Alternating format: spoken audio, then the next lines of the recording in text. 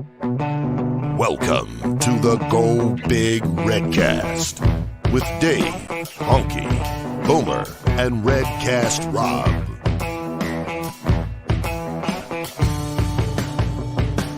Welcome to the Go Big Redcast. I'm your host, Honky, and I'm with Redcast Rob.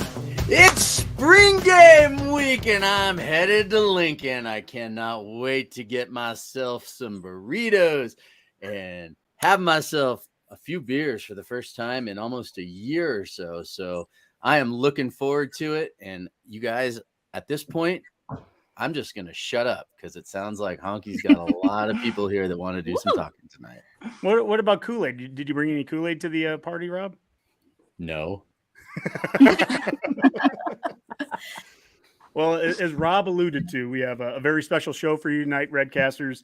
But before we get to that, we just want to tell you to mark your calendars. As Rob said, on Saturday, it is going to be the spring game, and we have a rapid reaction that should be starting somewhere 30 or so minutes after the game. So plan for that. And other things, we, of course, always have our promo code REDCAST at Hail Varsity. So go to hailvarsity.com/subscribe. And last but not least, our new sponsor, Smack and Smooch, custom shirts and specialty items. You can see the T-shirts and a bunch of koozies that we've already had made there. Very cool stuff. And make sure to give them a call if you need any kind of shirts or any of that print made. So tonight, kind of a cool show here. Something a little different, something we haven't done before. Meg and I started talking a month or so back that this would be a really cool thing to do. In fact, let me see if I can find the tweet right here. I did a follow Friday about a month ago, and I'm like, hey, follow all these people that have been on the show before, and Meg was one of them. And she responded with, you know what this list needs more of? Cowbell, for one, and also chicks, man. Chicks. Well, we didn't have any. We barely have had any chicks. We've had Meg on a couple of times. In fact, I think this is your fourth time now. And so tonight we're doing something really special. Girl power, HUSK girl power. And we want to have the female side of the Husker fandom be able to really be highlighted tonight. I want to go around the room. This is something we talked about right before we went on the air, just to give everyone kind of a clue of where we're all from. But, of course, I'm Redcast Honky. I'm from Roca, just south of Lincoln.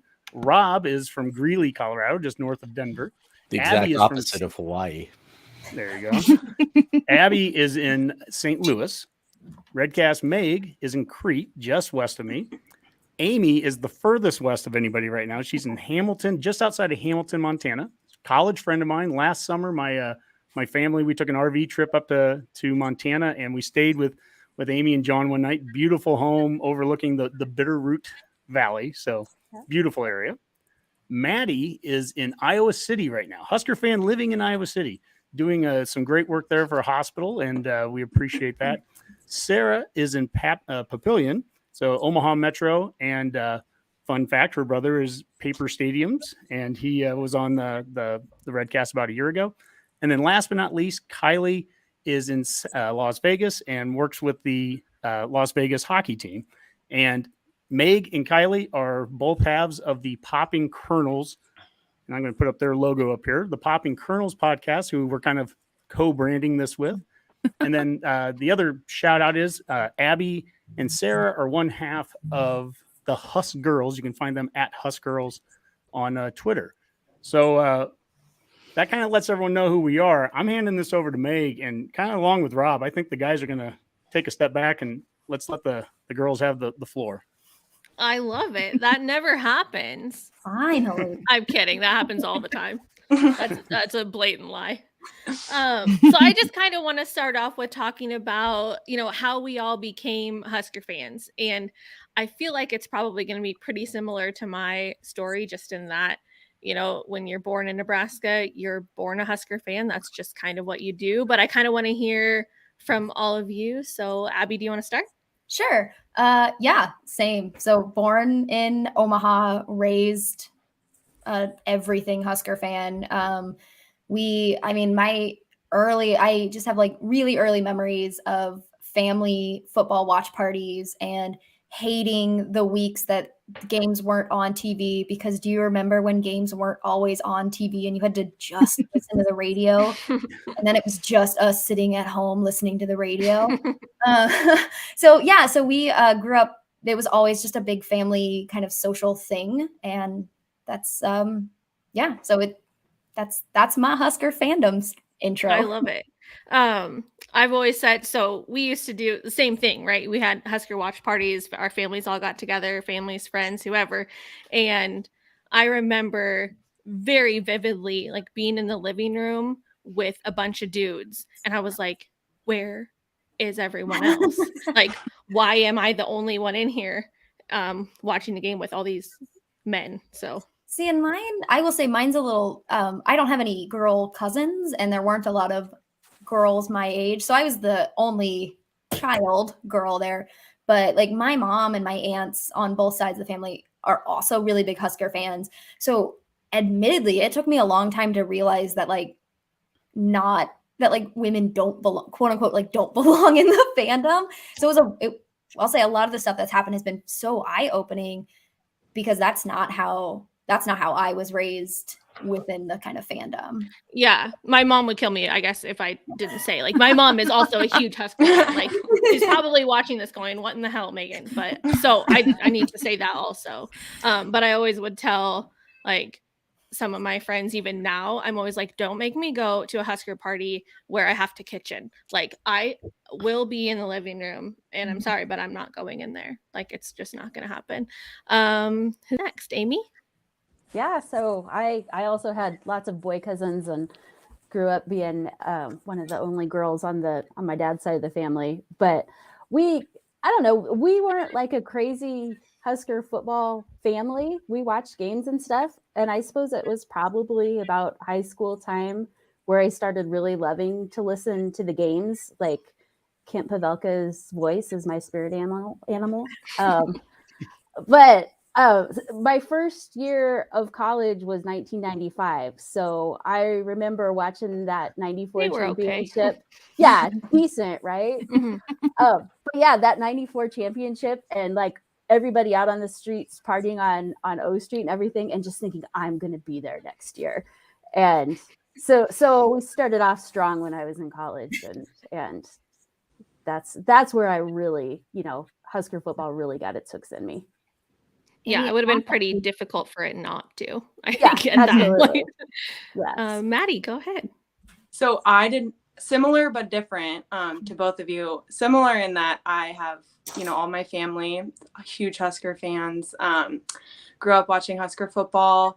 However, I was born in Iowa, so it wasn't like, it was a whole community thing. Like, everyone around me was like Husker football, like very much so not the case for me. But I would say actually like Husker volleyball. I grew up playing volleyball, and so Husker volleyball was kind of like when I first really started getting into Nebraska, I feel like, or following Nebraska, I'll say.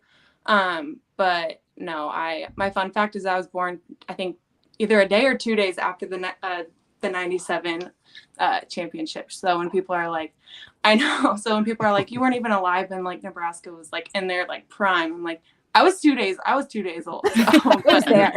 Absolutely, you were alive, and there's a chance you might be the curse. So yeah, exactly. I know. I wasn't gonna say it, but I was gonna say that it sounds like Amy needs to go back to college. It totally does. Matt and I both need to go back. Yeah, but no, family, lots of boy cousins. They kind of are what kind of roped me into loving the Huskers, and my mom's from Nebraska, so. Good. I love it. Sarah? Same thing. I was a kid in Nebraska in the 90s and the 80s. So who else am I going to like at that time? So, and my whole family loves sports, and the moms and the aunts were all together watching with the dads and the uncles. So it was just what we did and was ingrained. And I have memories of going to Crossroads after the 94 and 95 and storming the mall parking lot and stuff. And it's the same thing. That's when I got hooked, but didn't really have a choice, and I'm not mad about it. Yeah. I mean, I'm kind of mad about it sometimes. Now, but yeah, then no. 20 years ago, it was cool. Yeah. Kyleigh, I kind of know your answer, but we would all love to hear it. Yeah, my answer is different from everyone else's. My grandpa grew up in Gothenburg, and when he graduated high school, he moved to California and joined the Navy. And that's where I was born. And we were just born into Husker football. And so when I went to look at colleges, it was really the only college that I knew. And I came to visit, and I had a family friend playing for the team at the time. So I got to come visit when I was a senior in high school and hang out with all the football players and be their little sister. So I really had no choice but to go and give my family a real reason to be Husker fans. But yeah. How generous of you. Yeah, that was super nice of you. Okay, does anyone have a favorite Husker experience? Well, I can share. Sarah's reminded me of one, and I want to say it was 97, but as a relatively young child at the time, my memories get all mixed up. I barely remember yesterday, so I'm going to get things confused. But I'm pretty sure it was the 97 championship game, and we were at my grandpa's house because that was the chosen place that year, and we won. And my dad and my uncle, who are normally pretty stoic people, like they'll yell during games, but they're not really like emotionally driven people. Where did I come from? Would like, after that game though, they found this like inflatable Herbie yard thing that my grandpa had. And if you unplugged it, it obviously like went away. So they just pulled the piece of corn out of the Herbie's hand and just ran up and down the street at the top of their lungs. I've told my dad that story. I'm like, do you remember this? I loved that moment. He goes, no, I wouldn't have done that. I'm like, no, it happened. Like, false memories. Memory of me. No, I know. And I've asked my mom, she goes, that doesn't sound, I'm like, no, it's not fake. Like ingrained in my brain that this is what I'm going to do when we win our next national championship is I'm just going to run down the streets with an ear of corn that I find. So I love it. I love it. Why are we blocking me? Oh, I was like, what's happening? I've been reading a couple of the things that Rob's been having to go across. There was something about Iowa earlier, and I'm not sure where that was. We took it down quick. So. I thought that was a great memory, Rob. It was, Abbie. It was. Is it really a memory though? You know? Yes.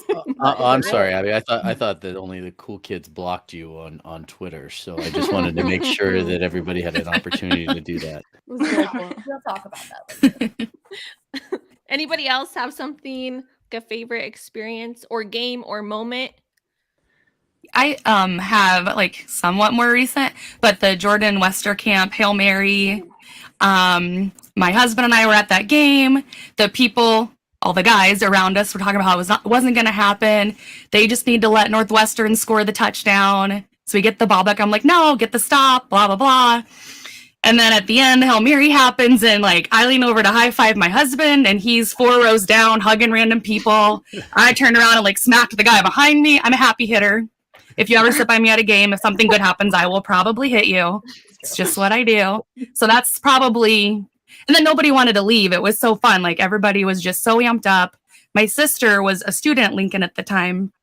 We were supposed to meet her for dinner afterwards. And she's like, where are you guys at? Texting me. I'm like, well, we don't want to leave. She's like, why? She thought we lost. So she had no idea because she just left her dorm and walked to the restaurant or whatever. So that's probably my most recent super fun memory that always sticks out. Whenever I see that game on TV, I have to stop and watch it. I love it so much. So it was so fun. Yeah, those are fun ones to be at. I haven't been at a lot of wins lately. I'm not even my maybe it's you. Maybe very well could be.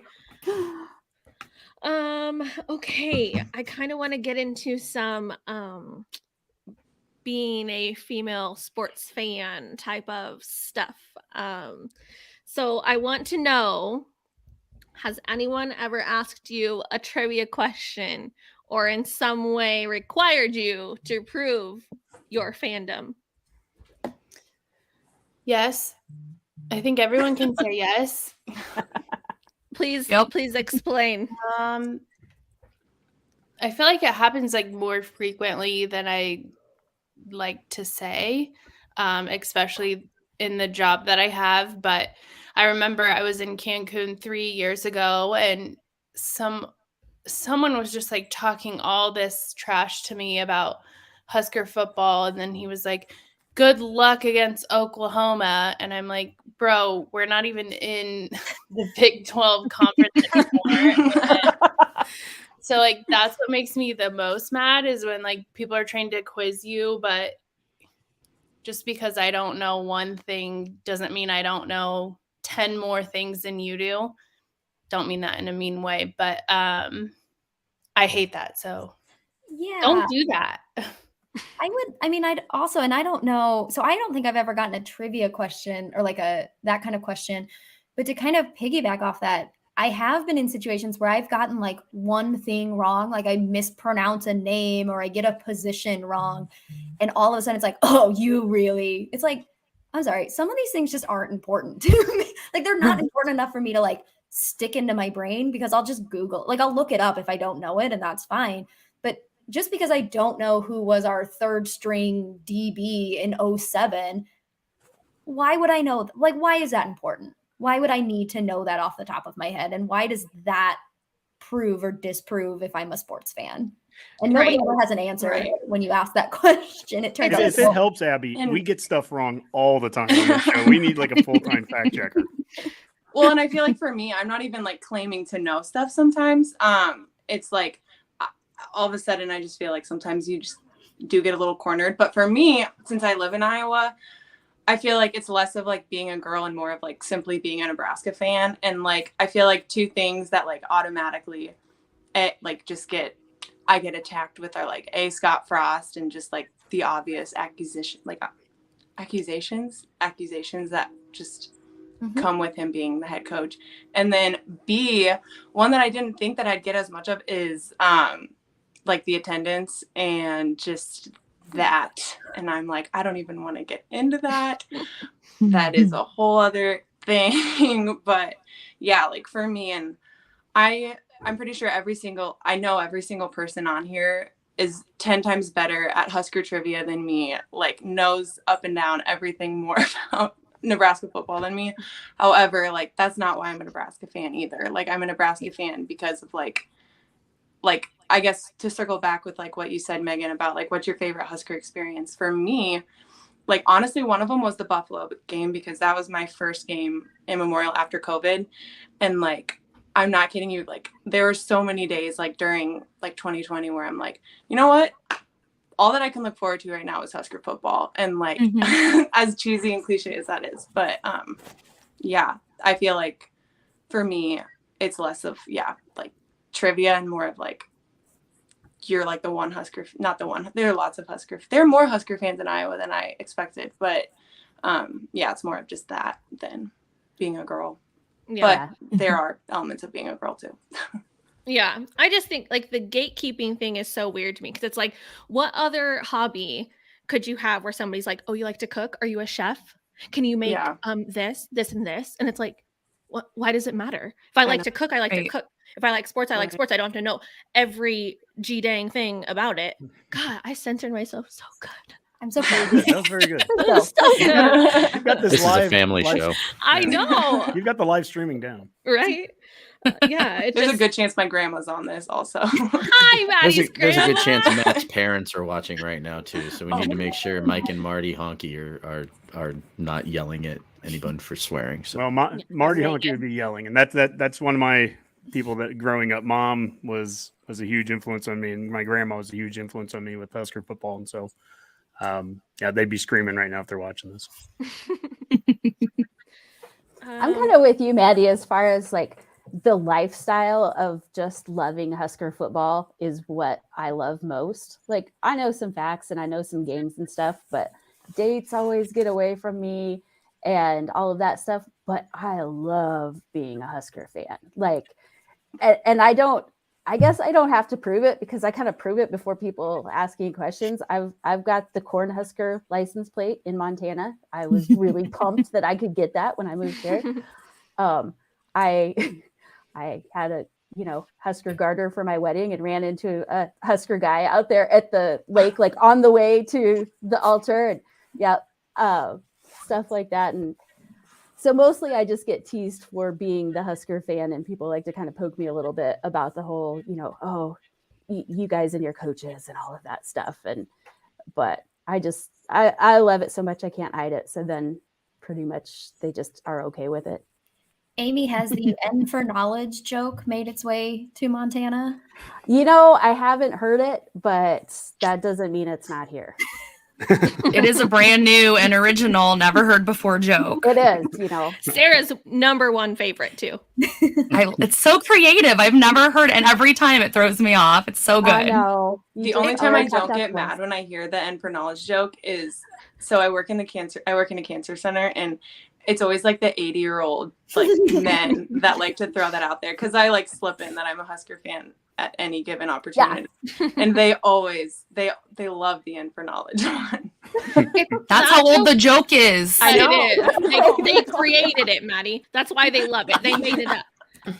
It is funny though, because it's like you realize this is a joke about how you can't read. Like I don't, right? I literally don't understand it. But, okay. Okay, what else do I have? Any other comments, questions, concerns? Rob, do we have any comments we need to address? I mean, so we keep Husker Kara. I'm assuming she knows somebody there, because this is her first time joining. So Husker Kara, first of all, welcome to the Go Big Redcast and watching us live. Thank you for being here. It means the world to us, and I wouldn't lie about something like that. And her lately, she said, lately it seems I spend more time defending Husker fandom, period, than being a female fan. I don't like either. GBR forever. So love it.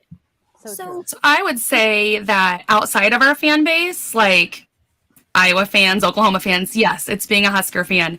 Inside our fan base, we get at least Abbie and I have gotten. I don't know everybody, but Abbie and I have talked about it a lot. Guys who are like, you just like them because you think Scott Frost is hot.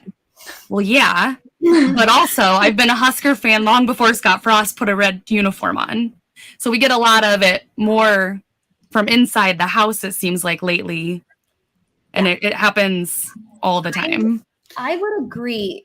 So hopefully these are quick. Two things. One, absolutely the last thing to tell a Husker fan is you only want Nebraska to succeed. You only like Scott Frost. Sorry, this is a family show, because you are one of the girls he is sleeping with, right? Which is like the most disgusting rumor that anybody could start. And it always gets started about young head coaches. And it's just, let me tell you right now, it's a disgusting rumor. So stop. It's not funny. It's not a joke. Knock it off. If anybody who's listening hopefully doesn't make it, but it's not funny. So don't ever say that to anyone, but especially like to fans where we're like, oh, I'm sorry, I'm older. I'm old enough to have been around before Scott Frost. So it's not Scott Frost like, makes me do it. And we all know about our buddy who like said all these things and then called into a radio show and was like, bragging about, I said that she's one of Scott Frost's mistresses. And it's like, why are you bragging? First of all, stop. Like, that will get me riled up. And it comes in turn. There are Husker fans who do that. And it's like, what are you guys doing? You cannot tear us apart. Like everybody else wants to get on us. We can't tear each other apart, and don't make it that. Yeah, and Abbie, to your very after school special. and Abbie, to your point there too, those rumors, whether it was Frost or if it was, we've had coaches in the past, those rumors, that you're right, it's time and time again. And I will just say, in today's world, if you don't have a camera phone picture to show me a rumor, I don't believe it anymore, because everything out there, they couldn't keep our military uniform secret for 3 hours that walking down Havelock. I don't know how in the world these other rumors that everyone knows about never get out. But yes, I'll take a step back again. No. I think that was great. It very much was like, sorry, I just like knew that was probably going to come up, and I just every time I'm just like, oh my god, I just want to like fight somebody for it. But the other is that small town Henningford, so all those like sleeping with rumors and stuff, I got all of those. I'm protected against those from high school. Lucky. So. We had to build up armor early. But then the other is that, yeah, definitely, I think Sarah hit it, is that a lot of this comes, a lot of the like, you have to prove your Nebraska fandom as a girl comes in from internally. I've made friends with people from other fandoms who are amazing, and never once have they been like, oh, you're a girl, tell me about football, because they're like, we love football, we love it. But it has always been my interactions with other Husker fans, and it bums me out so much, where it's either they don't take me seriously, they don't take my opinion or my question seriously, or it's just because you think Scott Frost is hot. And it's like, okay, well, there's a little bit more to like women and what they like about sports than just the head coach of one sport. Anyway. Right. Yeah. In my defense, I think Scott Frost is hot. Okay, so I mean, who doesn't? If you have eyeballs, you probably do. At one point, I told my wife, I was like, if the rumors are true, I'm going to hit him up. All right, I'll be off mic now. That's probably good timing.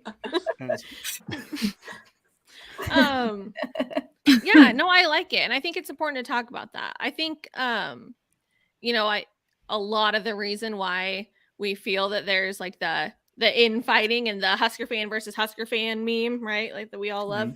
It's just everyone's frustrated. Everybody wants to win. Like everybody gets along when we're teaming up against PJ Fleck, right? Everybody's friends when we're fighting Iowa. Like it's only, I love it. I'm sorry, Meg. Did you hear he did come out and say, hey, I had eye surgery because of a bungee cord? Yes. Like 2 years ago? Yeah. What? Yeah. Oh, man. This is a great comment. I love it. Yeah, it says I love seeing Abbie roast people on Twitter when they ask where the offensive line commitments are at. And for the record, see Kevin Williams Jr. That's all I gotta say. Yeah, I agree. I think, like I've already said it, and I'm sorry, I'm just repeating myself. But I think that's the part that like makes this whole thing worse. Like I feel like all sportswomen have at some point had to like prove it. But when it's coming internally, it's like, guys, why? Even if, like, let's say the only reason that I'm supporting Nebraska football is for Scott Frost. Who cares? I'm still supporting Nebraska football. Why are you turning people away from supporting us? Yeah.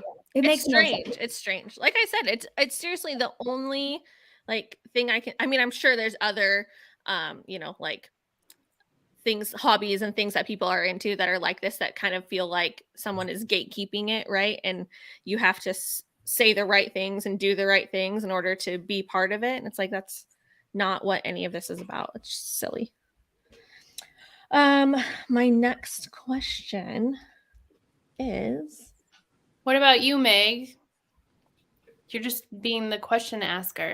I know. I like it. It's kind of fun. I've never had this much power before. So I'm like, answer me this. No.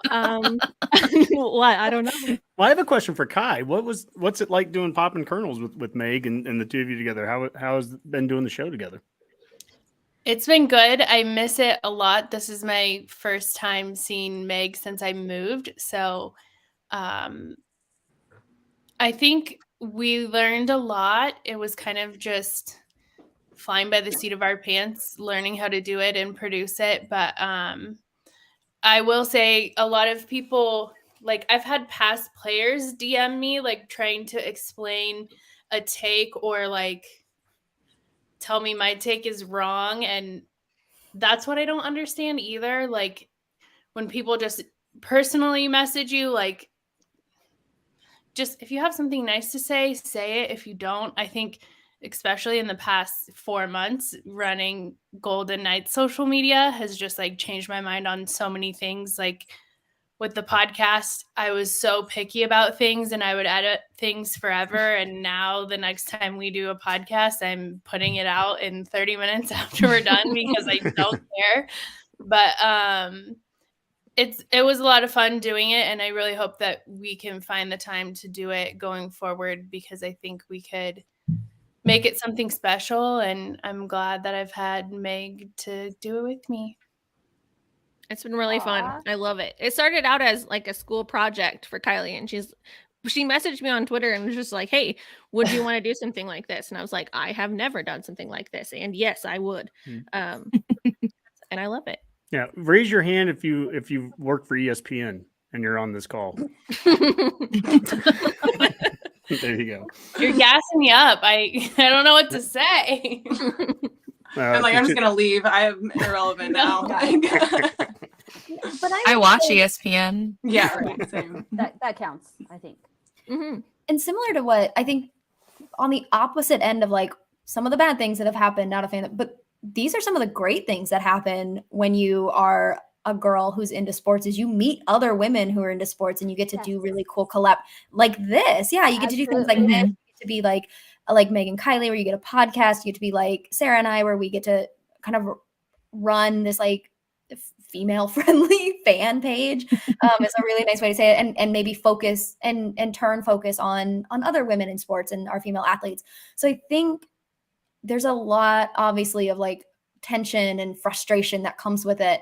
But there's a lot of really good stuff that comes from being a vocal female fan, and it's meeting other awesome female fans. And I don't want this to turn into like man bashing, because that's not what it is. There's a lot of really cool like male fans who don't do these things and do support us and are, will stand up for us and be like, not cool. They know what they're talking about. Yeah, all right, fine, Rob. And so like even that, so I find that that's the good that comes with a lot of that bad is you do start finding that support from other places, and you start making friends with other Husker fans. And again, fans of other teams who are just like, we love that Husker fans are huge fans, and they know everything about football and college sports. And even if they don't, they talk about it with such passion that I think make us a lot of fun to talk to. So be nice to us. Can I just add in, and I know I promised I wasn't going to talk, but Abbie just said some stuff there that did like hit home with me too, because I'm a big supporter of we'll just say strong women. My wife is a very intelligent woman. She's a strong woman. She's worked her way, up through masters, has this great job. And it's like, she's outside of like my mom and dad, like she's my hero. So, and not to be too soft about it, but my wife is amazing. Honky's met her, he knows. And she's definitely my better half. And it's funny because it's like, I talk about people that I interact with on Twitter and people that I've met before. And I'm always talking about women, and not once does she ever flinch at me and be like, oh, you're talking to this woman, and I told her I was doing this show tonight, and she really was. She was just like, well, it's about time. That's really cool, and so, I appreciate what you guys all bring to the table, because quite frankly, a lot of the takes that I hear from like the male side of things with Husker fandom often gets really boring and is no longer, it just sounds like the same stuff over and over again. And it's really just become trolling, where it feels like a lot of the better content that's out there that isn't like, the journalists, but like just basically personal fan opinions usually comes from the women that I interact with on Twitter. And I mean that. So I think that's one of the big reasons that Honky and I talked about doing something like this in the past and trying to get people on. And one of these days, Erin Sorensen, if you're ever listening, I would love to talk to you a little bit too. So Queen. I have been trying to get her to come on and do an interview for a while, and I hope that it gets back to her that I said that here tonight. This was so cool. I kept it, and we're with the Hail Varsity, or we're with Hurrdat Network, which owns Hail Varsity. And to Rob's point there, we've talked about having Erin on a number of times. We kind of play a little bit of phone tag back and forth, but she's doing something here with Nebraska Public Media, upcoming Title IX project. And so she was talking with Holly Rowe there, and it was just a neat little tweet that they had there. And, we've talked about with Erin, we've had Mike Babcock on from Hail Varsity. We just had Brandon Vogel on, who is related to Amy, because it's a very small world, right? It's very small. I'm trying to get Greg Smith on, and we're going to talk some recruiting. I want to get Erin on too, but here's the challenge. I don't want Erin to come on to talk gender stuff. I want to talk with her because she's a really good sports writer who probably, along with maybe Nicole Griffith from 1011, when she's covering the football team, and when she covers them, she's probably stepping into a room where she's, if not the only, just one of the only women in it. And there's a part of me where it's like, I don't want to bring her on the show unless that's the point of the show, but I don't want to bring her on the show to let's talk football. And then let's end up not talking football. And Meg, the first time we had you on a year ago, and I remember I wanted to make a very quick reference. Hey, you're the first woman that we've had on, then let's move on. Let's talk football. And I mean, I went overboard. I think I was going out of my way to like, let's keep it to we're talking to you like you're a fan, no different than any of the other fans, Chaz and SoCal and HUSK guys and all the other ones that we've had on.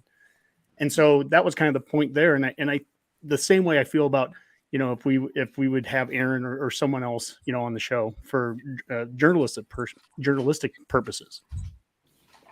See, and I love that. Like, there are a lot of things in my life where I am the one woman in the room or one of few. I've always worked in tech, and that's a real male heavy industry. And right now I work in a company that does like hunting and off-roading, and those are pretty male centric things too. And it's nice to be just taken as, one of the people in the room, not necessarily have to focus on gender so much. And it doesn't, like I said, I grew up with a lot of guys, so it has never bothered me too much. And a lot of my friends are guys. So it's kind of just nice to not have to, I like what we're doing here because we have a real supportive community of women, but I also like it when my gender isn't called into question. And like we're talking about, being challenged that you know what you're talking about because you're a woman. Well, of course you do. You got the same brain as anybody else. Then you probably have some interesting perspectives that nobody else has. Well, and I was going to say too, I mean, I follow every single person on here, not because they're a girl, but because I like their Twitter and I like their content and I like what they what they say. And I think they're funny. And and like, it just stinks to think that like that can be discredited because of their gender. But yeah, I wasn't like, that's something I get a lot, Kyleigh, to answer your question from earlier, is like, you have that many followers because you're blonde and cute and whatever. And it's like, it's because you're funny. And it's like, yeah, the cute thing, that's an illusion. Here's the perfect segue, because you're funny. Yeah. I mean, come on. This was awesome. This is just damn good. Like every Husker fan wishes they wrote this. Yes. And for, I guess, the podcast listeners tomorrow that can't see this, it's a tweet. And Meg, you explain it. Okay, so there was a few of these going around. And this one says, if I didn't know anything about Nebraska football, here's what I think each coach did for a living. And I kind of did the offense and the defense, sort of split them up in that way. And just said, like, it has a picture of each of them. And it says, if Scott Frost wasn't the head coach of Nebraska football, I think he could be a pharmacist. I think that Mark Whipple could be a personal injury lawyer. Like, he totally looks like one of those guys on those commercials, they're like, if you've been seriously harmed in an accident, please call 1-800, I'll get you money, or, and Chinander as a homicide detective is the most believable thing ever. I don't know what you're talking about. I want Becton to call me and ask me about my extended warranty. Yeah, I'd probably buy one. And Duval being the corrections officer is just perfect with that haircut that he has. That one was a given. Oh my God. I'd probably stop being sober just to buy drugs from Scott Frost. So.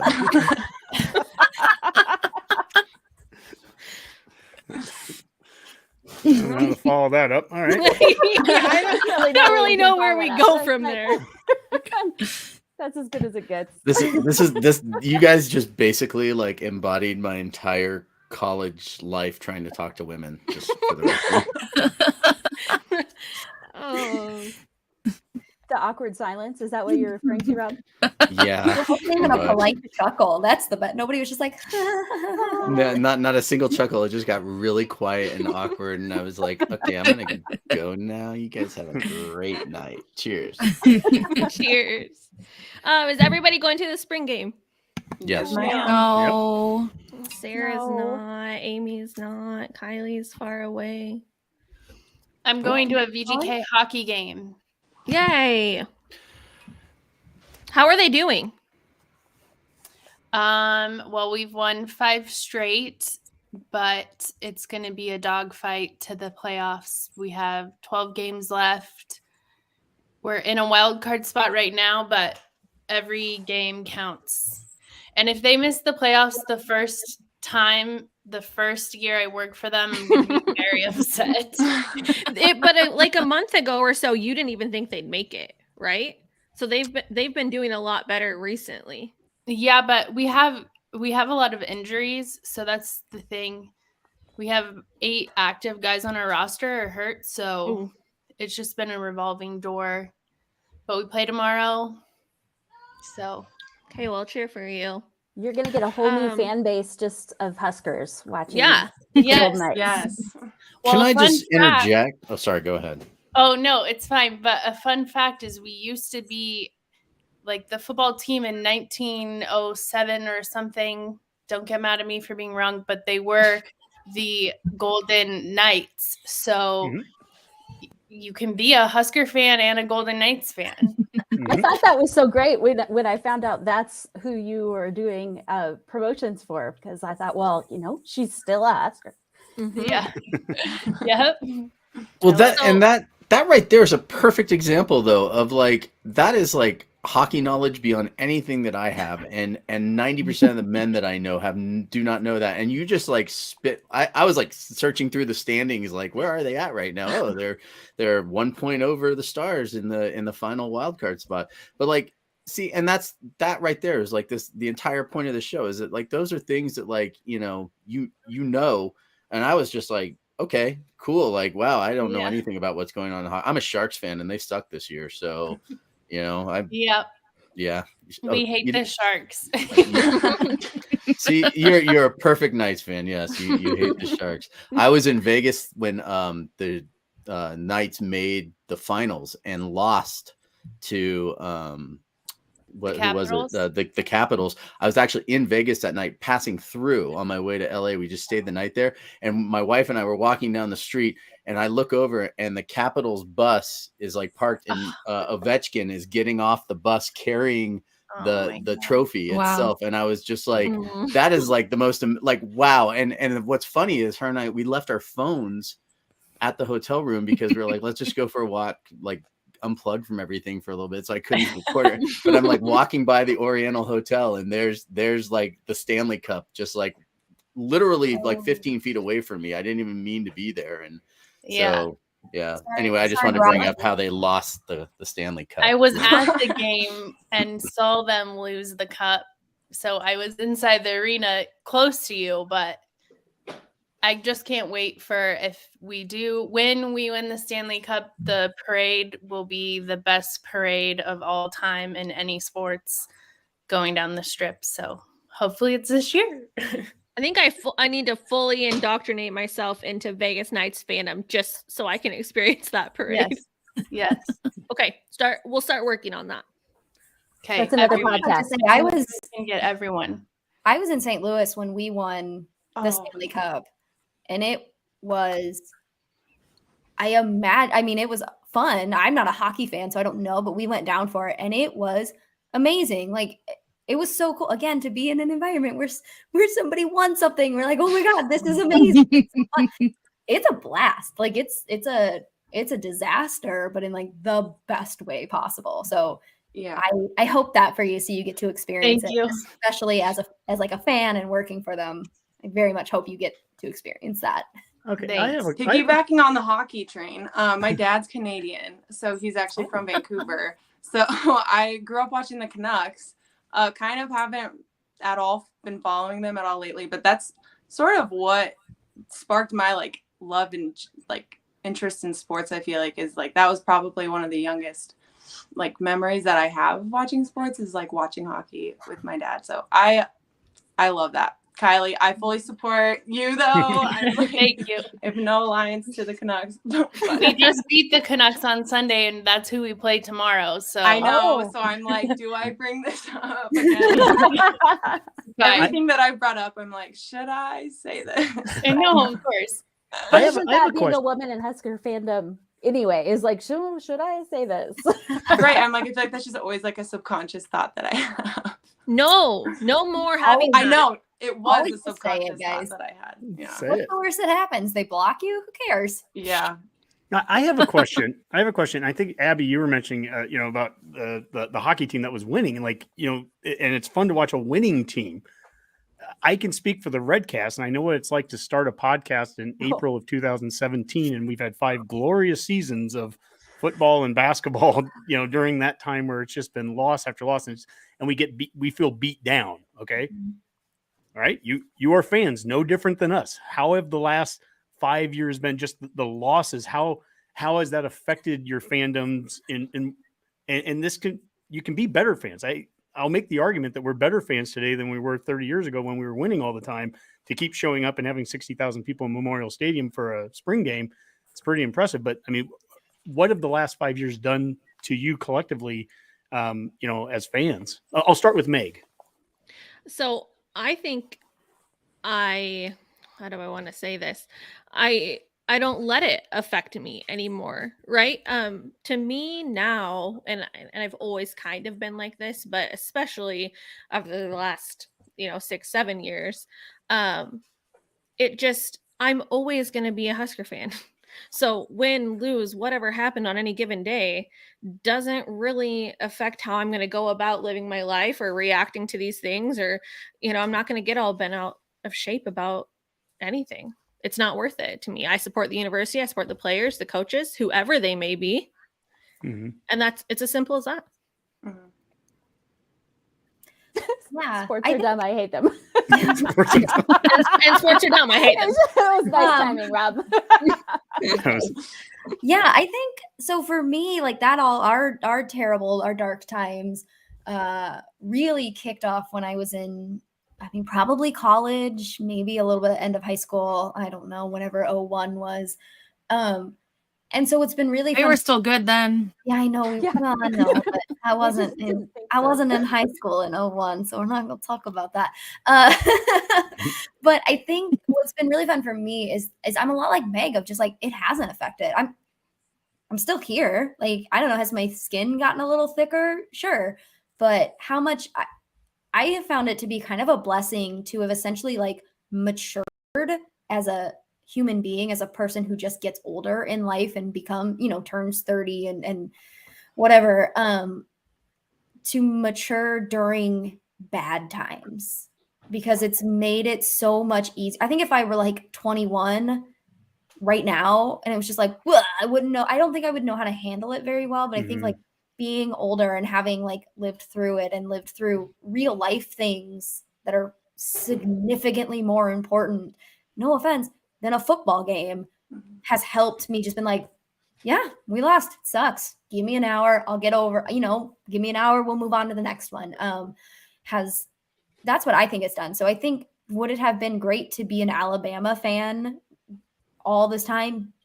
Sure, that everybody likes to win. But I think that like you said, there's a lot of good that comes from adversity and learning how to kind of let things go and figure out what's important and how to deal with embarrassing defeats sometimes. Yeah. Well, one of our favorite follows is Message Board Geniuses. And Meg, I know you've talked with them before, and Message Board Geniuses, they highlight every single fan base across the country. At Alabama football, Kansas basketball. The last couple of weeks, Kansas basketball fans on message boards saying fire self right in the middle of the game, and then they turn around and they win the game. So the fan bases, whether you're winning or losing, they still end up being crazy. And I just think that the telling tale of a fan base is when you're at your worst, on the field, on the court, if you're still showing up. And that's what makes me so proud to be a Husker fan. Amy's the only one on this call that knew me back in the college days. And I was an obnoxious Husker fan because I was entitled. We won all the time. And I mean, I'd tell you, you would not have liked me probably, because I would tell you how good we were. And I'm on your side. I'm a Husker fan with you. And I was obnoxious. And have I been humbled the last 20 years? Sure. But I feel like we're better fans now. I'm more excited to go to games now and take my son to the game this weekend, to the spring game. And And I tear up seeing 70,000 people there on a Saturday in the fall when Michigan just won the Big Ten and they had a couple thousand there, if that. And people can say it's because we have nothing to do here. And I'll just say bullshit. It's because people care and they travel from all over the country and they have Montana plates that say Husker on them because they care. They care. It doesn't matter where they live. They just really care. And I think Husker fans, if you are a Husker fan now, you've gone through it and and it brings us all together. And look at this group. With this group, would you think this group would be a big group hug? Big group hug. I mean, would you think this is? I'm not a hugger. Like, I'm not really like that a lot. There are kisses. I just did like a.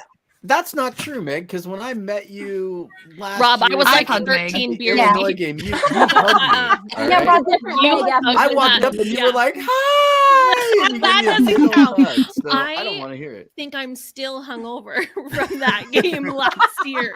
I'm still sunburned from that game. So. Yeah, it was so hot. And that's the thing, because we started early, drank so much beer, and it was so hot that like I just stayed drunk forever. Outside it was of, awesome. Outside but... of like spending time with like Honky and Mac, and doing that road trip with them, that was probably the worst sporting event experience I've ever had in my entire life. Like we stood up for the beginning of the game and we were like standing watching the game because we were right on the field. And like Illinois fans are yelling at us to sit down. Like, and there's a football game going. It's the first game like post COVID. Well, I won't say post pandemic, but post COVID. It's the first game. We're standing up. We're excited. We're like trying to like talk with these Illinois fans and everything, and they were just like, "Can you kids please sit down in front of us?" You know, and then like and then like we go walking around the stadium, probably around like the third quarter or so, and I'm sunburned and miserable and just like, oh my god, I forgot to put on suntan lotion and like there's like Husker fans like passed out in the literal rafters of like the thing. Like it was just crazy. Like and I'm just like walking around like this is so miserable. And I'm a Raiders fan, I'm an A's fan, I'm a Golden State Warriors fan, and I grew up with the Golden State Warriors being terrible, right? Like 13 wins a season and everything. So it's like, and now here I am like really getting into my Husker fandom, like after I moved to Colorado with Redcast Dave, and we're like in the Pelini era where, 10 wins a season, but they can't beat anybody that's good. Right. So it's like, and now I'm just like, oh my God. So I'm used to it. I've been like groomed to be to be miserable my entire life as a sports fan. So, anytime you guys need to reach out and talk about it, just, feel free to like, DM me or something, or, jump on the show and just cry on my shoulder. Cause I am a hugger. I'm like Meg. Yeah. And I'm like we're in Hell Week or something. You're seasoned. Yeah.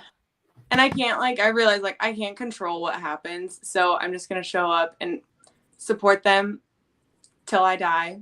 I don't think I physically couldn't not be a Husker fan. So it's like, obviously, like, it just really hasn't, it's obviously not fun. Like losing isn't fun. It's discouraging, but at the same time, like, I just don't want to be that fan that entire week is ruined because of like a loss. Like, I want to see the silver lining in it. I want to like still have a good time and like enjoy the rest of my Saturday, even if they lose. And if they win, great. But I will say, I mean, in general, like you just feel losses more than you feel wins. So it's definitely like discouraging, but I mean the wins, yeah.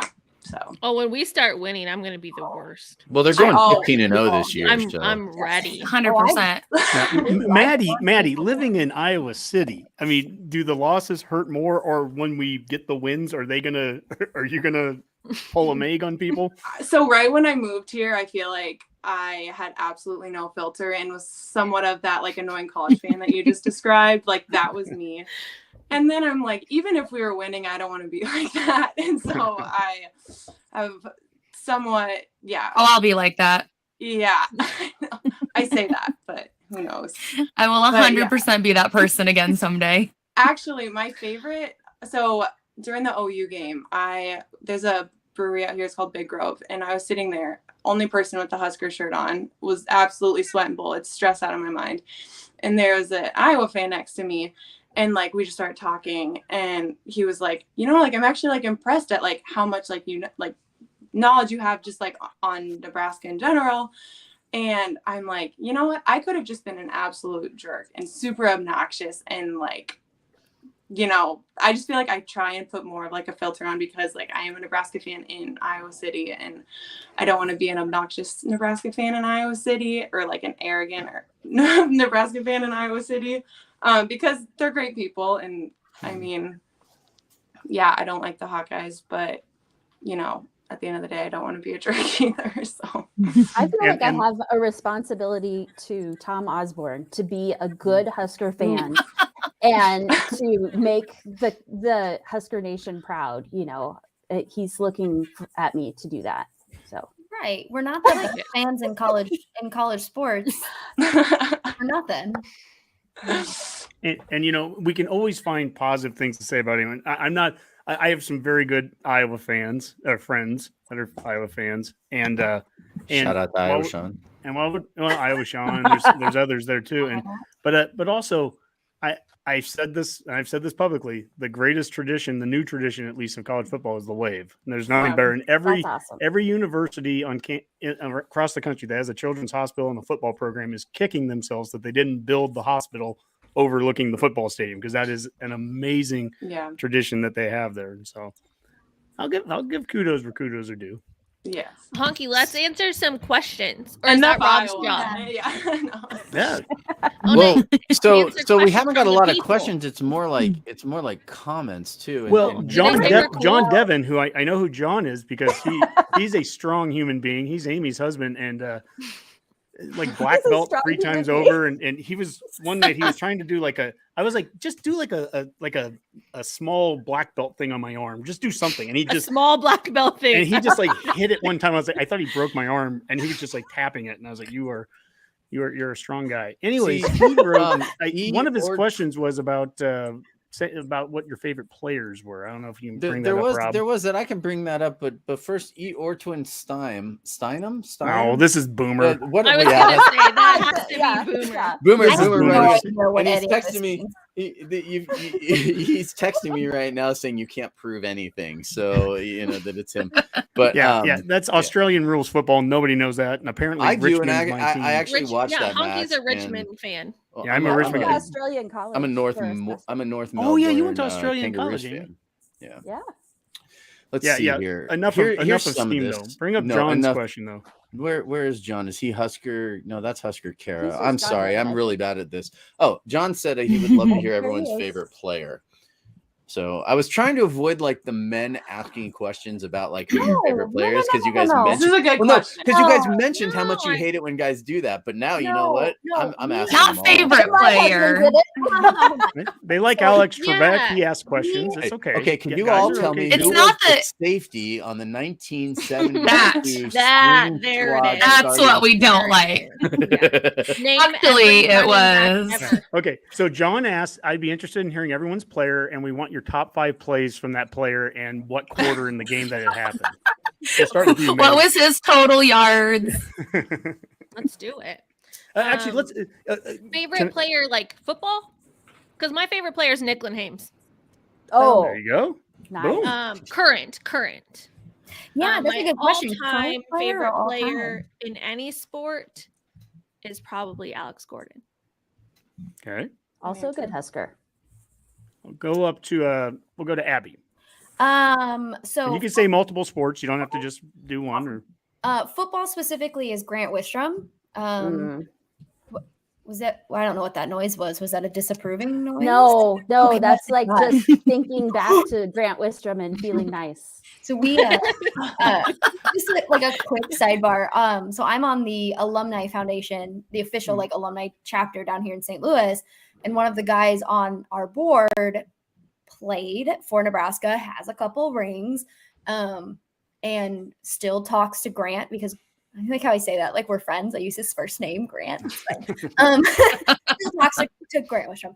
And he obviously doesn't live very far from St. Louis, and so we joke all the time about like, all you would ever have to do to make me happy is to introduce me to him. And he goes, oh, no. We filed a restraining order against you for him on his behalf, because that's how much I love him, to the point where like when people who aren't like when we're watching professional sports and they're like, "You're from Nebraska," I'm like, "Yeah, you remember Grant Wistrom?" Why is that who I think of? Sure, I do.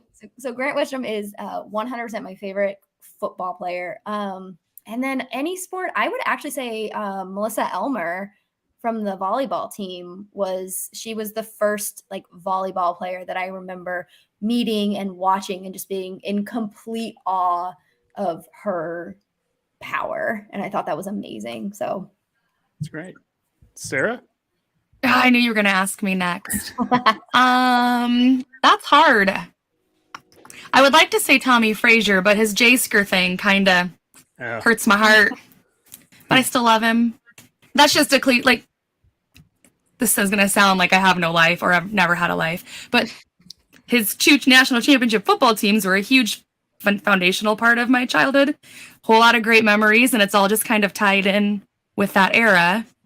I'm just going to pick that one. I have to think about a all-time player. Ask that's Sarah my brother. about the Texas A&M game where we didn't realize we were 30s behind. 30, I think that's 30 seconds. Oh, 30 seconds behind live, and everyone upstairs spoiled the ending for us. Would that have been that might have been the 06 one. The Maurice Purify catches it in the end zone. I was at that game. I was at that game, and I had the worst seats in the country to watch that play because we were like in the fourth row, but like 100 yards away with the sideline in front of us. So I watched the other side of the A&M stadium, 30,000 fans with the white towels.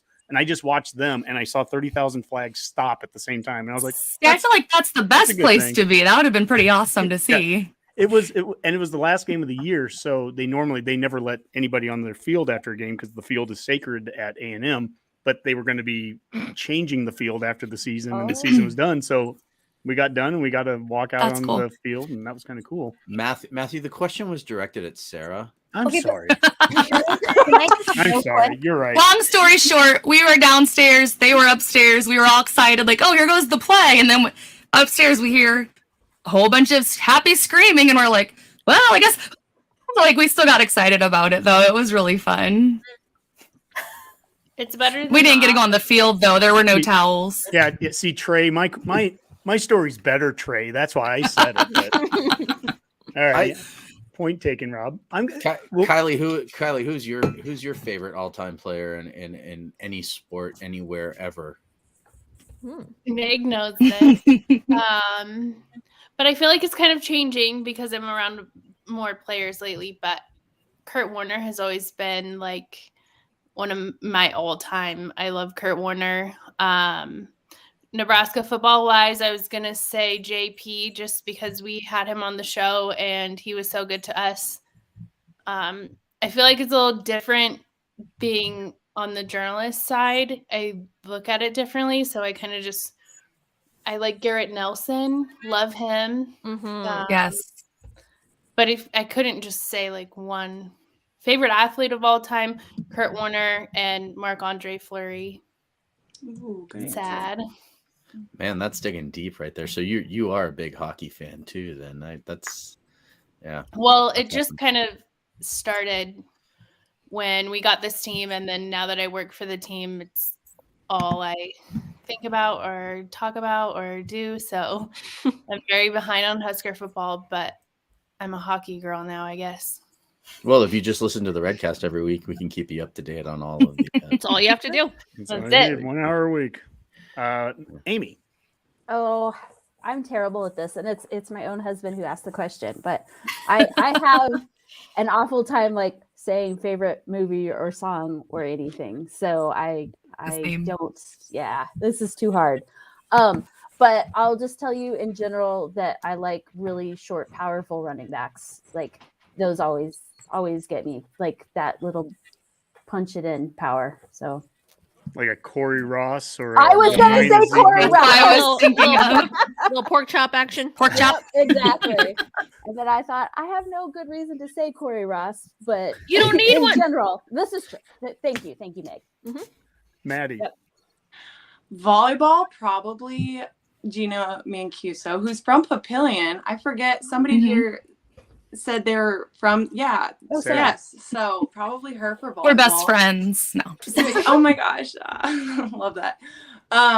And then currently, and then I mean Kenny Bell. I love watching Kenny Bell. Yes. And the catch at Iowa. Oh my gosh. I have a video of my cousin I'm almost 6 foot. Like, I'm not a petite girl. I have a video of my cousin like grabbing me and like swinging me around after he caught that against Iowa. And I think it was like 2015 or something. But probably that was probably one of my favorite memories. But yeah, so Kenny Bell Rex Burkhead.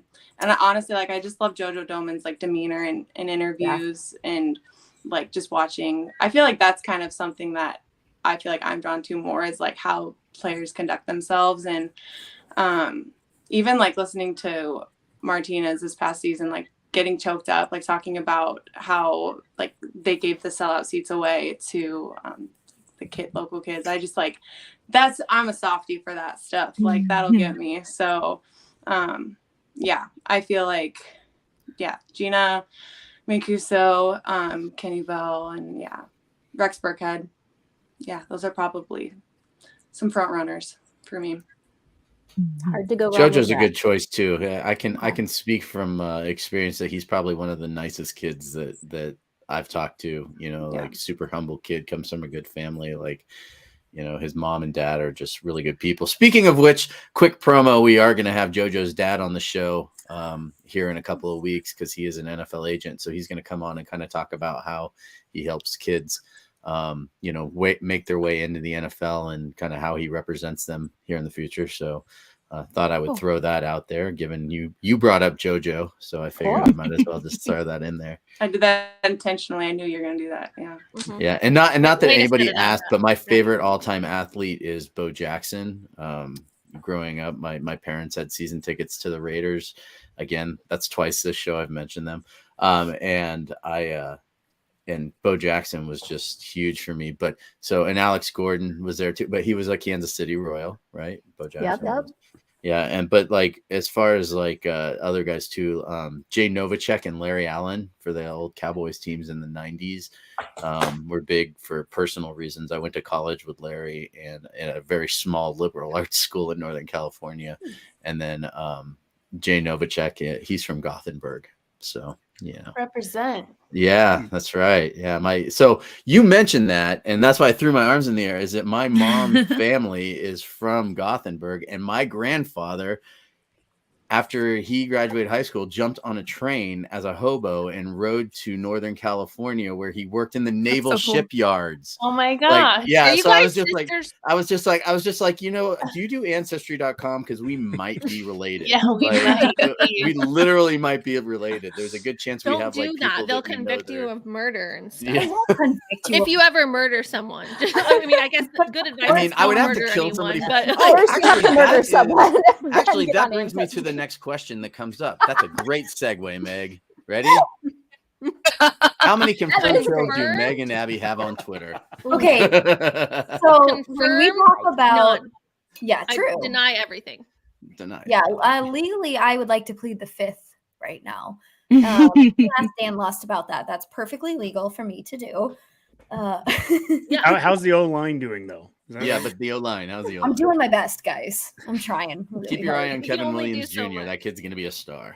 I'm really excited. So, I know that was something we had talked about before of what we're looking forward to in the spring game. I don't think we talked about it on here, but just in general. And that's what I'm looking forward to. I listen to Sunday Morning Pancakes. Can I do that? I listen to Sunday Morning Pancakes every Sunday. Free shout out. I don't care. And it's listening to those guys talk about how they feel different, the differences they've been through, make me really excited, not to see the O-line necessarily, but to see the improved athleticism of the team. And I think specifically looking at how that O-line is going to just quick snap off the ball, super, super stoked. Mm-hmm. So, no, that's Newly, and who's the other? Is that Banks? Is that Banks? Our football basketball friend, Brent Banks. That's right. We should have said him for our favorite Nebraska basketball player. Who has that picture though? Yes. So good. My God, I love it. It's so good. I have two other tweets of the week. Maybe I'll put them up here. Meg. And one of them, this is Abbie. You had talked to me about this one, so I wanted to put this one out there. This was College Football Home. It said, with March being Women's History Month, we love girls who love football as much as we boys do. Only 11% of women consider themselves avid fans compared to 34% of men. So when I see someone bashing a girl because it's a manly sport, please be ready to get called out. So I love that the how many confirmed kills is still up there with that question. I feel like I should just leave it there for the rest of the night, but I'm going to pull it down here in a second because we did get. Yeah, College Football Home is great. I know, like, Meg and I joke a lot about like bullying hurts because they just post stats and it's almost always right about just how bad Nebraska's been lately. But I've had just one-on-one conversations with him, and he's so supportive of women, of female fans. So like kind of circling back to what we talked about, how there are some really great kind of advocates and men who are like, you guys know what you're talking about. That's a great example of one. And so if you don't follow them, I suggest it, but know that if you're a Husker fan, it's not going to be fun always. Yeah. I think he's an Iowa fan, but yeah, to your point, I mean, it's whatever. It's, stats are stats. They hurt, but he's good dude. Good dude. Yeah. I have another one here, and I wanted to post this. This was just a couple of tweets that came out, and it was about ESPN this last week. And first off, it was a reminder. ESPN is calling this the most expensive women's Final Four production they've ever done. ESPN, by the way, is not beholden to equity reports, Title IX, etc. They're doing this because it's a good business decision.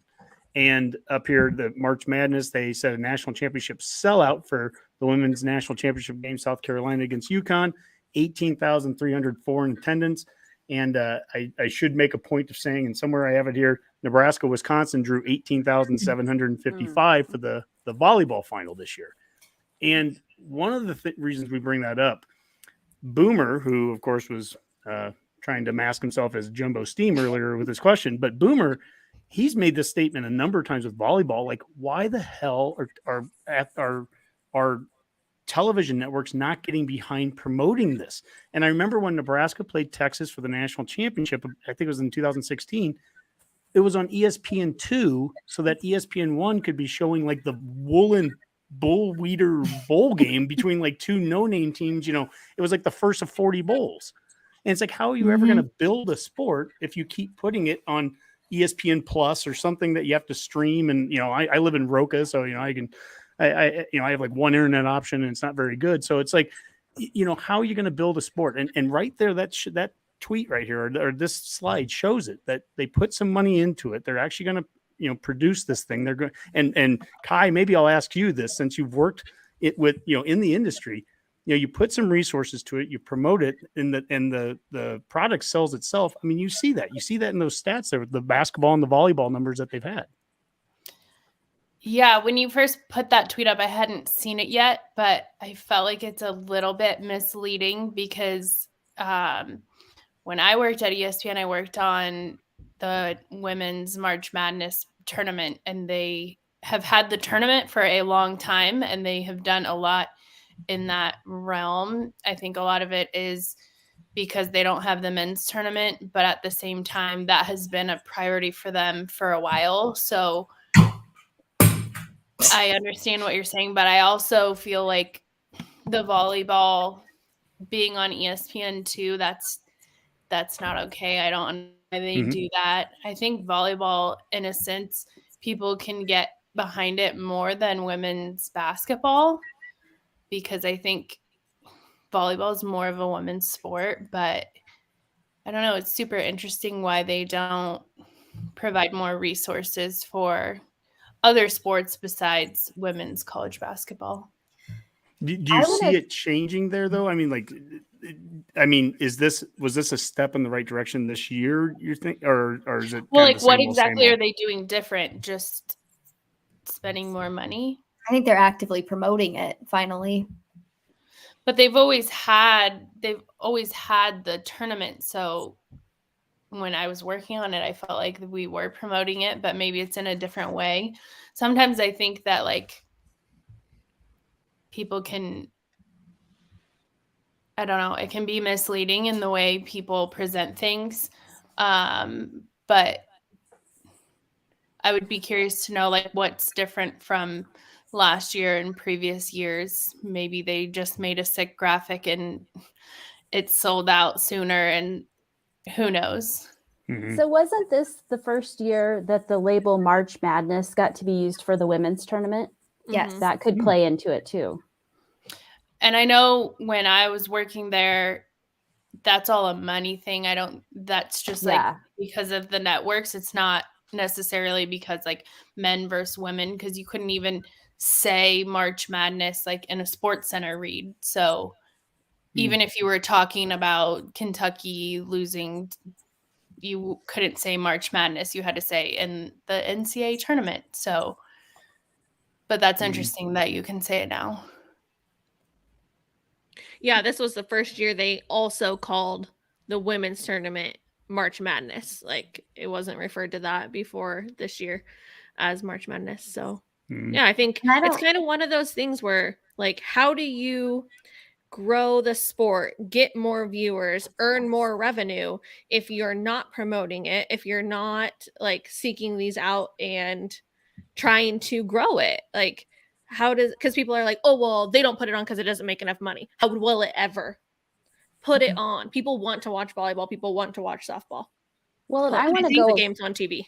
On a rant with that too. Like even Nebraska, where volleyball is huge, I have a terrible time trying to find a volleyball shirt to wear.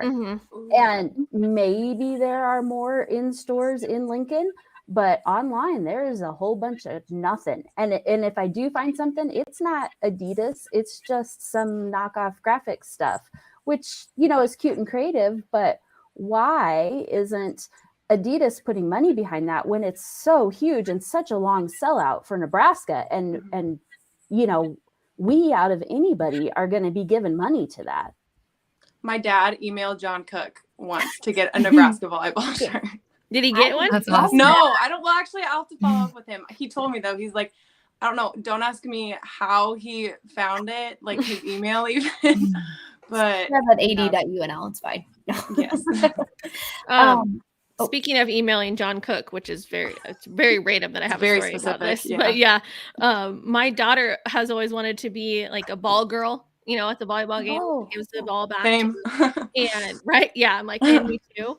But my uncle works for the university, not with the athletic department in any capacity, any way, shape, form at all. And he's like, I'll try to email John Cook. And it was right before they were playing Texas this year in the tournament. And he freaking answered. And I was like, what is he doing on his phone right before this game? Answering your freaking email. I'm like, if they he's lose, an angel, because he's fault. amazing. Yes, he is. He is. He's like, John Cook can do whatever he wants. Yeah. Maybe get back to me in the summer. Okay. So I don't know if anybody saw this. This was yesterday. Danny Busboom Kelly tweeted something out. So speaking kind of like television and how we promote women's sports. I'm just going to read it. Sorry. It says, I watched women's basketball captivate a fan base year after year. And this year I saw firsthand how fast volleyball can do the same. Only 19% of our tournament was televised in 2021. Volleyball is ready to burst, and we need more room to showcase our sport and the amazing athletes that play it. And so absolutely that like resonated a lot with me as a volleyball fan, right? And as a loving, especially at Nebraska, our women's sports, because we are a women's sports state now. It just blew my mind that only like I had to think back and be like, oh, right. No, I had to pay for a subscription for ESPN Plus to watch the early rounds of the tournament when there were no other sports happening. Yep. Yep. What else is being shown on ESPN that you can't show? You have like 12 different ESPN channels that I can get for free with my ESPN subscription that I don't have to pay extra to see. And like, I get it. It's first rounds. It's colleges you've never heard of. It's probably games that aren't that exciting, but you get schools that this is the first time they've ever made it into a tournament and they get to play in Lincoln. And it's like, why not promote that and grow it? There are so many fans of volleyball who are paying for it. It just blows my mind. Abbie, that's a wonderful point. And you know, men's basketball, every single game's on. Yeah. And volleyball, they're not. I went out to Colorado to watch the first 2 rounds of the March Madness. Well, guess what? On Friday, we went to a sports book where, you have 100 TVs and it's where all the sports betting's going on out there in Colorado. And Nebraska is playing Gonzaga in women's basketball, first round. Can't find it. It's not televised. How do you build I guess that's the question. How do you build the sport if you're never going to show it? Mm-hmm. And I love what Nebraska Public Media is doing, or I might have the name wrong now, but I feel like them broadcasting the volleyball games and a lot of the baseball games and stuff like that is just doing so much good for those sports in Nebraska. And that's not your typical thing that you think of public media doing, but it's what Nebraskans want. And it just produces such good vibes because then people can watch the games. I'm jealous because I can't get those here in Montana. Outside the broadcast, even for like internet options and stuff. But yeah, I love how they're doing that for the women's sports. Yeah. And Amy, I just watched a thing on the Nebraska Public Network, and they were talking about volleyball in the state and how they've grown it. And you've seen Creighton volleyball be really good now, and Nebraska volleyball. And if girls can't make it onto one of those 2 teams, they end up playing at other power schools. I mean, volleyball's so big in the state. And I think to your point there, what our local media has done, because there's such a just a fever for anything Husker. My goodness, I'm watching bowling. Yeah. I'm watching bowling. We're blue blood fun though. They're so fun to watch. Winning's fun. Winning is fun. And they're great girls. They had a tournament. Sorry, I'm going to hijack. They had a tournament down here in St. Louis in February or something. And like 3 of our alumni group were like, we'll go support them. It'll be fine. Maybe nobody will show up. There were so many people there because their families and their friends travel to go see them. Like, absolutely. It made me Nebraska. so happy. And it was like, and it's fun. I learned a lot about competitive bowling and all the things that are in it and what makes our team so good. And it's like, oh my God, why does anybody make fun of us for being a bowling team? Bowling is hard. It's a sport too. No, like we have such a like Nebraskans are such good fans, and we have such a hunger right now for winning. Like even when we're starting to do well at the end of the Nebraska ball season, like all of a sudden everybody wanted to jump on and just be excited about something because we have few times during this time of year to be excited, and it was great to have that instant energy for it. We have few times to be excited about men's sports. Think of what women's sports are doing right now. Think of what volleyball's done. Think about what women's basketball did, and think of what softball's doing right now. Think of bowling. It's amazing. I think our softball team's on like a 10-win streak right now. Oh, wow. They won 2 of the 3 games by like whatever the run rule is against Rutgers. Like, why are we not talking about the fact that the women's softball team is like destroying people? There's a run rule in softball. Yeah. And what did they call it? The mercy rule? Is that what they still call it? It's just a run rule. Billy Andrews is murdering softballs so often that people are just walking her because no one wants to pitch to her anymore. No way. It's like, all the time. So good. They're all so good. It's such so Barry Bonds was the Billy Andrews of Major League Baseball. Yeah. Well played. See what I did? Yeah. Honky, you got to cut us off because 6 girls are going to talk for 3 more hours. Well, I was sitting here looking at the time and I was thinking to myself, like, this is probably like the most entertained I've been doing the show. Oh, it's so fun. I mean, Rob, and you're not. I just didn't include you at the beginning, and now we don't want you on it. But you're not part of our DM chain that we've been doing on Twitter. Thank God. I'll tell you, I mean, I knew the energy was going to be brought tonight, and nobody has disappointed. This has been wonderful, and I want to thank everyone here. But let's go around the room. Let's everyone have a parting shot, and everyone can kind of give their final thoughts here. But And you know what? I'll start with Rob because he hasn't talked much tonight. So we'll start with Rob and we'll go around the room from there. Well, I just want to say that this just confirms in my head that Husker fans, men or women, are the best fans on the planet. I'll be driving through Nebraska this week, and my favorite thing about it is that, like, I'll be wearing my Nebraska shirt. I'll be stopping off to get gas probably a couple times on the way there. And the best part is that everybody looks like me when I go in there. Like, everybody's wearing red. Everybody is straight Husker. And it's funny because half the time, like I'll say to the gas attendant, like, and I'll be like, "Hey man, like, are you excited about the spring game this weekend?" He's wearing a Husker shirt, everything, and he'll be like, "Oh, is that this weekend?" You know what I mean? It's just, you know, so it's like, but it's just Huskers are everywhere, and I'm really looking forward to it. And if any of you guys are going to be there, Honky and I are going to be trekking all over Lincoln. So just, you know, message us, let us know. We'd love to hang out, meet up. I know we're planning on doing the baseball, maybe 1 or 2 nights this, Friday, you know, yeah, all Friday that night Friday. also. And, you know, and if we run into one of you too, who knows, you know, you'd be welcome to maybe sit down and do the rapid reaction with us too. So we'll be doing that right after the spring game. So we'd love to have any of you on. Very cool. Abbie. Is it okay if I have 2? They're quick. Oh yeah, I have like 12 sometimes. Okay, You can go where there is no time limit here. We can go. I have a banner that says over under 3.5 minutes for Honky talking on it. So number 1, please remember that teams in the 90s only watched film and only studied the playbook and had 0 fun. So no fun, Husker fans. That's a joke. Sorry, I have to explain that now. And second, women belong in sports and women belong in sports fandoms. And so if you are a woman in sports, please be loud with us and we'll support you. What's your shirt, Abbie? Oh, my shirt that says women belong in sports. Did I get this shirt specifically for this podcast? Yes, I did. Is it still amazing? Yes, it is. So Abbie has a shirt just for this podcast. Rob has a Kool-Aid pitcher just for it. This is great. Sarah. Well, I'm just going to say, in the words of the legendary Rick Ross, when you're a Cornhusker, you're a Cornhusker. Woo. GBR. We're going to win the division. I forgot about that part. That's our favorite line. We still say it all the time. I forgot that part. I'm going to skip over Meg. We're going to go to Maddy.